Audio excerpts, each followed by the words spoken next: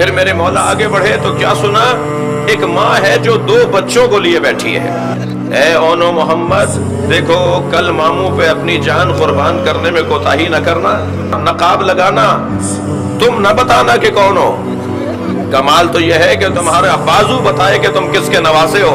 تم کیوں کہو کہ لال خدا کے ولی کے ہیں، فوجیں پکار اٹھے کہ نواسے علی کے ہیں. صبح عاشور نمودار ہوئی، بار بار زینب آتی رہی، بھائی اونو محمد کب جائیں گے؟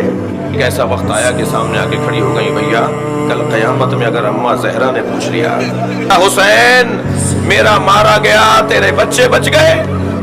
میدان کربلا میں دونوں شہزادوں نے اپنے جوہر شجاعت دکھائے. سنیں گے عزادارو، ایک مرتبہ کسی نے آ کر جناب زینب سے کہا یہ دونوں بھائی لڑتے لڑتے نہر کے قریب چلے گئے ہیں. میری بیوی بے کلی میں، بے چینی میں، کبھی ایک خیمے میں کبھی دوسرے خیمے میں، کہ عباس کو کسی طرح بلاؤ. جب جناب عباس کو بلایا گیا، بھیا میں نے سنا ہے میرے بچے نہر کے قریب چلے گئے، تم کچھ کرو، کسی طرح میدان میں جاؤ اور انہیں بس آواز لگا کے اتنا کہہ دو کہ سکینہ پیاسی ہے، تمہارا مولا ماموں حسین پیاسا ہے. خبر آئی، دونوں شہزادے زمین پر گر گئے.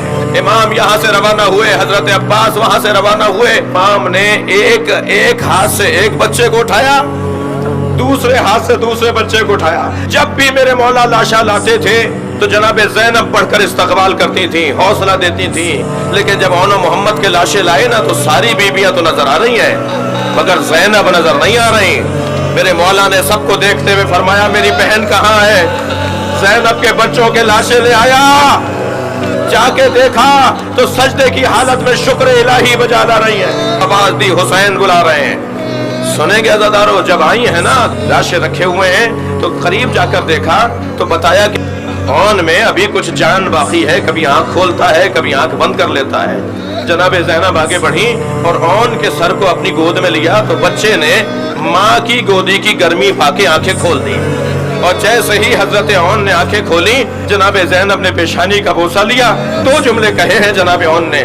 پہلا جملہ تو یہ کہا امی حل وفیت ہو، اماں مجھے بس اتنا بتا دے ہم نے وفاداری کا حق ادا کر دیا.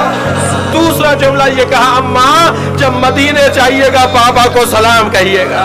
یہ کہہ کر اون کی روح پرواز کر گئی. میری بیوی نے قبلہ رخ ہو کر سجدہ ادا کیا اور پھر بھائی کی طرف دیکھ کر کہا بھائی تم مجھے اتنا بتا دو تم مجھ سے راضی ہو.